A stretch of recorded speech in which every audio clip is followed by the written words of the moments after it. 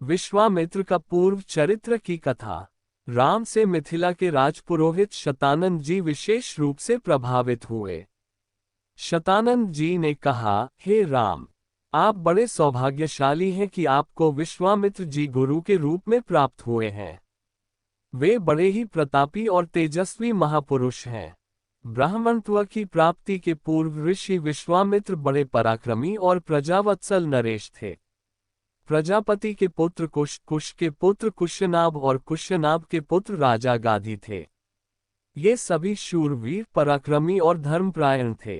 विश्वामित्र जी उन्हीं गाधी के पुत्र हैं। एक बार राजा विश्वामित्र अपनी सेना के साथ वशिष्ठ ऋषि के आश्रम में गए। चूंकि उस समय वशिष्ठ जी ईश्वर भक्ति में लीन होकर यज्ञ कर रहे थे, विश्वामित्र जी उन्हें प्रणाम करके वहीं बैठ गए। यज्ञ क्रिया से निवृत्त होने पर वशिष्ठ जी ने विश्वामित्र जी का बहुत आदर सत्कार किया और उनसे कुछ दिन आश्रम में ही रहकर आतिथ्य ग्रहण करने का अनुरोध किया।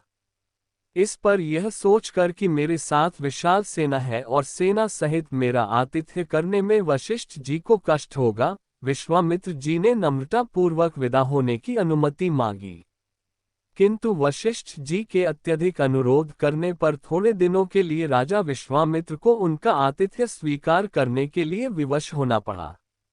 राजा विश्वामित्र के आतिथ्य स्वीकार कर लेने पर वशिष्ठ जी ने कामधेनु गो का आह्वान किया और उससे विश्वामित्र तथा उनकी सेना के लिए 6 प्रकार के व्यंजन तथा समस्त प्रकार की सुविधाओं की व्यवस्था करने की प्रार्थना की। उनकी इस प्रार्थना को स्वीकार करके कामधेनु गौ ने सारी व्यवस्था कर दिया। वशिष्ठ जी के अतिथि सत्कार से राजा विश्वामित्र और उनके साथ आए सभी लोग बहुत प्रसन्न हुए। कामधेनु गौ का चमत्कार देखकर विश्वामित्र के मन में उस गौ को प्राप्त कर लेने की इच्छा जागृत हुई और उन्होंने वशिष्ठ जी से कहा कि ऋषिश्रेष्ठ, कामधेनु जैसी गौ तो किसी वनवासी के पास नहीं वरन राजा महाराजाओं के पास ही शोभा देती है। अतः आप इसे मुझे दे दीजिए। इसके बदले में मैं आपको सहस्त्रों स्वर्ण मुद्राएं दे सकता हूँ। इस पर वशिष्ठ जी बोले कि राजन, ये गौ ही मेरा जीवन है और इसे मैं किसी भी कीमत पर किसी को नहीं दे सकता। वशिष्ठ जी के इस प्रकार कहने पर विश्वामित्र ने बलात् उस गौ को पकड़ लेने की आज्ञा दे दी और सैनिकगण उस गौ को डंडे से मार मार कर हाँकने लगे।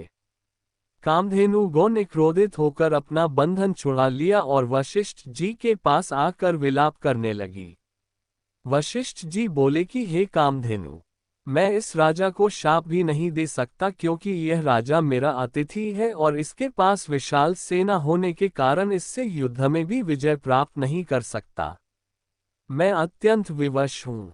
वशिष्ठ जी के इन वचनों को सुनकर कामधेनु ने कहा कि हे ब्रह्मर्षि, क्या एक ब्राह्मण के बल के सामने क्षत्रिय का बल कभी श्रेष्ठ हो सकता है?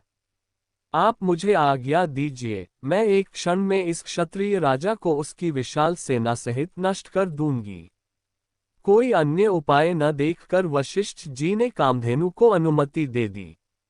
आज्ञा पाते ही कामधेनु ने योगबल से पहनव सैनिकों की एक सेना उत्पन्न कर दिया और वह सेना विश्वामित्र की सेना के साथ युद्ध करने लगी। विश्वामित्र जी ने अपने पराक्रम से समस्त पहनव सेना का विनाश कर डाला। इस पर कामधेनु ने सहस्त्रों शक, हूण, बर्वर, यवन और काम्बोज सैनिक उत्पन्न कर दिया। जब विश्वामित्र ने उन सैनिकों का भी वध कर डाला तो कामधेनु ने मारक शस्त्रास्त्रों से युक्त अत्यंत पराक्रमी योद्धाओं को उत्पन्न किया जिन्होंने शीघ्र ही राजा विश्वामित्र की सेना को गाजर मूली की भांति काटना आरंभ कर दिया। अपनी सेना का नाश होते देख विश्वामित्र के 100 पुत्र अत्यंत कुपित हो वशिष्ठ जी को मारने दौड़े। परिणाम ये हुआ कि वशिष्ठ जी ने उनमें से एक पुत्र को छोड़कर शेष सभी को भस्म कर दिया। सेना तथा पुत्रों के नष्ट हो जाने से विश्वामित्र बड़े दुखी हुए। अपने बचे हुए पुत्र का राजतिलक कर वे तपस्या करने के लिए हिमालय की कंदराओं में चले गए। वहां पर उन्होंने कठोर तपस्या की और महादेव जी को प्रसन्न कर लिया। महादेव जी को प्रसन्न पाकर विश्वामित्र ने उनसे समस्त दिव्य शक्तियों के साथ संपूर्ण धनुर्विद्या के ज्ञान का वरदान प्राप्त कर लिया। इस प्रकार संपूर्ण धनुर्विद्या का ज्ञान प्राप्त करके विश्वामित्र बदला लेने के लिए वशिष्ठ जी के आश्रम में पहुंचे। वशिष्ठ जी को ललकार कर उन पर अग्निबाण चला दिया। अग्निबाण से समस्त आश्रम में आग लग गई और आश्रमवासी भयभीत होकर इधर उधर भागने लगे। वशिष्ठ जी ने भी अपना धनुष संभाल लिया और बोले कि मैं तेरे सामने खड़ा हूं, तू मुझ पर वार कर। आज मैं तेरे अभिमान को चूर चूर करके बता दूंगा कि क्षात्र बल से ब्रह्म बल श्रेष्ठ है। क्रुद्ध होकर विश्वामित्र ने एक के बाद एक आग्नेयास्त्र, वरुणास्त्र, रुद्रास्त्र, इंद्रास्त्र तथा पाशुपतास्त्र एक साथ छोड़ा, जिन्हें वशिष्ठ जी ने अपने मारक अस्त्रों से मार्ग में ही नष्ट कर दिया। इस पर विश्वामित्र ने और भी अधिक क्रोधित होकर मानव, मोहन, गांधर्व, जुम्भन, दारंग, वज्र, ब्रह्मपाश, कालपाश, वरुणपाश, पिनाक, दंड, पैशाच, क्रौंच, धर्मचक्र, कालचक्र, विष्णुचक्र, वायव्य, मंथन, कंकाल, मूसल, विद्याधर, कालास्त्र आदि सभी अस्त्रों का प्रयोग कर डाला। वशिष्ठ जी ने उन सबको नष्ट करके ब्रह्मास्त्र छोड़ने के लिए जब अपना धनुष उठाया तो सब देव किन्न आदि भयभीत हो गए। किंतु वशिष्ठ जी तो उस समय अत्यंत क्रुद्ध हो रहे थे। उन्होंने ब्रह्मास्त्र छोड़ ही दिया। ब्रह्मास्त्र के भयंकर ज्योति और गगनभेदी नाद से सारा संसार पीड़ा से तड़पने लगा। सब ऋषि मुनि उनसे प्रार्थना करने लगे कि आपने विश्वामित्र को परास्त कर दिया है, अब आप ब्रह्मास्त्र से उत्पन्न हुई ज्वाला को शांत करें। इस प्रार्थना से द्रवित होकर उन्होंने ब्रह्मास्त्र को वापस बुलाया और मंत्रों से उसे शांत किया। पराजित होकर विश्वामित्र मणिहीन सर्प की भांति पृथ्वी पर बैठ गए और सोचने लगे कि निस्संदेह क्षात्र बल से ब्रह्म बल ही श्रेष्ठ है।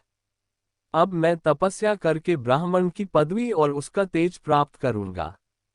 इस प्रकार विचार करके वे अपनी पत्नी सहित दक्षिण दिशा की ओर चल दिए। उन्होंने तपस्या करते हुए अन्न का त्याग कर केवल फलों पर जीवन यापन करना आरंभ कर दिया। उनकी तपस्या से प्रसन्न होकर ब्रह्मा जी ने उन्हें राजर्षि का पद प्रदान किया। इस पद को प्राप्त करके भी ये सोचकर कि ब्रह्मा जी ने मुझे केवल राजर्षि का ही पद दिया, महर्षि देवर्षि आदि का नहीं, वे दुखी ही हुए। वे विचार करने लगे कि मेरी तपस्या अब भी अपूर्ण है, मुझे एक बार फिर से घोर तपस्या करना चाहिए। इसी भगवान की वीडियो देखने के लिए सब्सक्राइब करें चैनल को और बेल आइकॉन दबाएं।